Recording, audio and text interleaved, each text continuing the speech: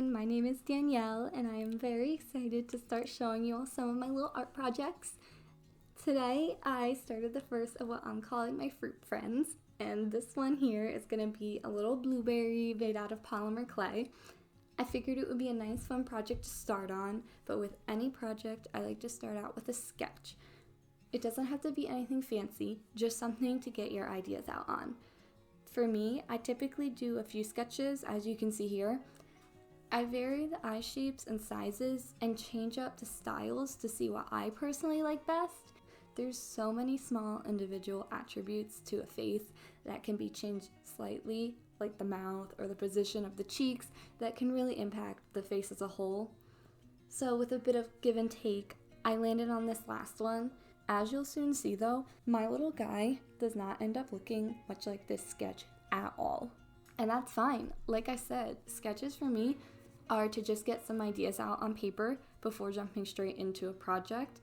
So I try not to feel pressured to make the final result resemble a sketch perfectly. The first step to sculpting this guy was to start out with a small ball of aluminum foil, and then I wrapped that up with some clay. The reason I do this is because I don't want to put a giant chunk of clay into the oven because it's not going to bake properly. It probably wouldn't bake all the way through, or it would crack, and also it's sort of a waste of clay. Once I rolled that into a smooth ball, I did notice a few pieces of foil poking through, so I just added a bit more clay in those areas and smoothed it out again.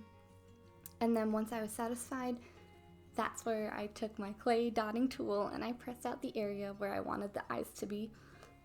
The eyes are super simple. For them, I just rolled these tiny balls of clay, as you can see, and pushed them into the holes, trying to get the general idea for the shape and size. And then, I know it seems counterproductive, but I pulled them back out and I added a little bit of Bacon Bond. And basically, it acts as a glue, so once you put the clay into the oven and bake it, that's going to harden and prevent the eyes from popping out, because we don't want that to happen. You can see I also brush some clay softener on the sculpture, and that just smooths it out a bit to try and get rid of some of the bumps and some of the rough patches, as well as any fingerprints. Then I pulled the clay out of the oven, and I did notice there were some bumps, and also it seemed like where the clay was thinnest and the aluminum foil was showing through a bit, the clay really sunk in. Also, there was some gaps around the eyes. All this stuff can be fixed, so I just took a Q-tip with some acetone on it and just rubbed it with a Q-tip to smooth it out. Because the first time I did this, yes, the first time, this is my second attempt, I used sandpaper. And as you can see, I don't think I used a fine enough grit sandpaper, and polymer clay is super soft, so it just left some pretty big scratches in the poor original blueberry. If you had a fine enough sandpaper, I think you could eventually smooth it out to prevent this, but it just didn't work out for me, and that's fine. I even tried to put a few layers of primer over the scratches. I just wasn't satisfied, so I scrapped him and started over with this new guy. For those indented areas, all I did was add some clay and really smooth down the clay with clay softener, and that worked out fine. And then I just used my little silicone clay shaper tools and pushed some clay into the cracks that were around the eyes. So I fixed the main issues, and I felt like that was good enough to move on to the next step, which was to cut out the little spikies at the top of the blueberry. And before anybody says something, I know that's not the technical term. I even took a whole course in botany, but I can't remember what they're actually called, and I blocked out that class a long time ago. So I'm gonna call them spikies.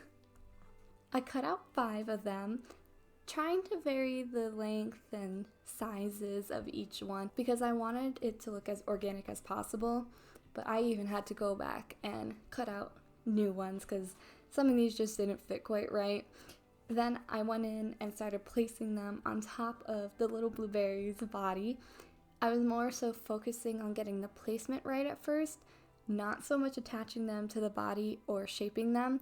But once I got that down, that's when I really went in and shaped them with some tools and tried to get them how I liked them. This step was very tedious and it took a while, so I just made a bit of a montage for you guys to watch just to see in general how I worked through it.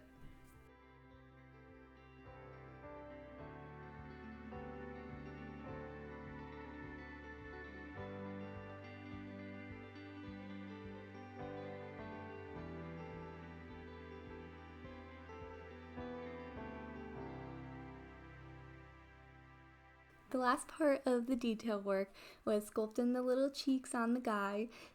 I literally plopped a chunk of clay down under his eyes and smoothed it out, trying to get a nice blend to the body. On the sketch, it was just a little line under the eyes, but since it's 3D, I kind of had to focus on the shape and how it would look from his profile coming off his face, but it wasn't as hard as the little spikes at the top of the head.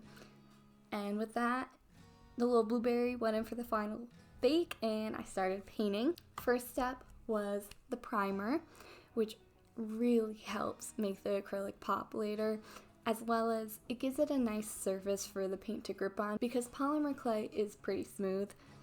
It did end up needing a few layers, so I have layer 1, layer 2, and layer 3. By the third layer, there were some fingerprint marks and brush stroke marks because I am too impatient to let things dry properly. So to fix that, I just took a bit of acetone again and smoothed it out, but be careful because if you rub it too much, you will just rub the primer straight off and have to repaint. And now, honestly, for my favorite part, the painting, I mixed up a nice blueberry blue, and guys, let me tell you, the paint I used went on so well. It was so opaque and I was able to get such bright colors without many layers. I think it's the Arteza brand off of Amazon, but I'll link all the supplies I use in the description below. And then started on the detail work as well, doing the shadows, the highlights, some facial details. So I'll just let you guys watch this and enjoy for a bit.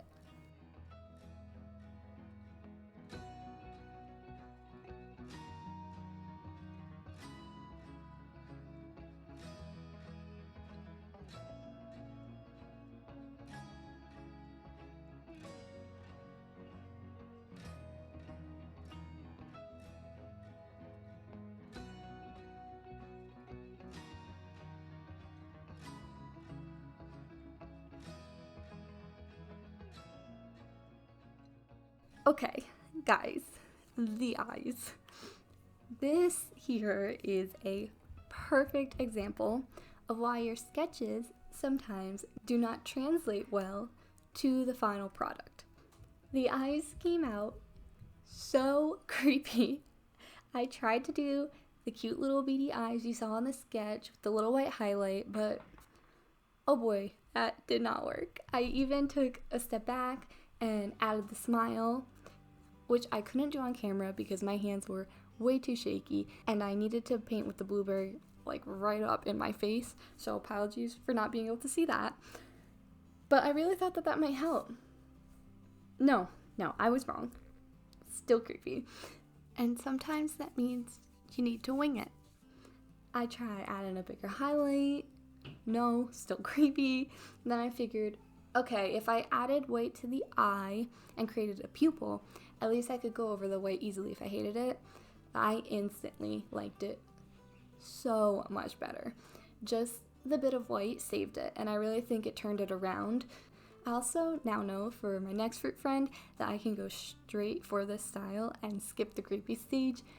Even if it doesn't look as cute on paper, it looks so much cuter on the actual sculpture.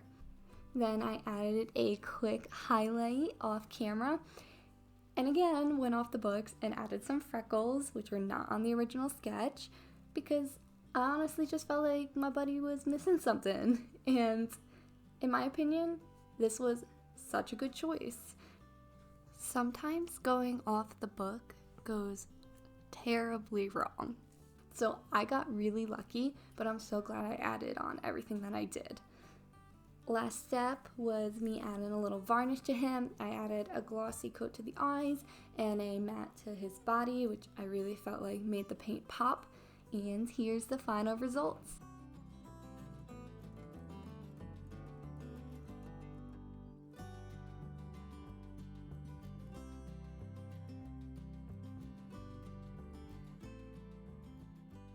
I hope you guys enjoyed watching this little project, and I can't wait to create some more. So stick around if you want to see some more fruit friends get added to the collection.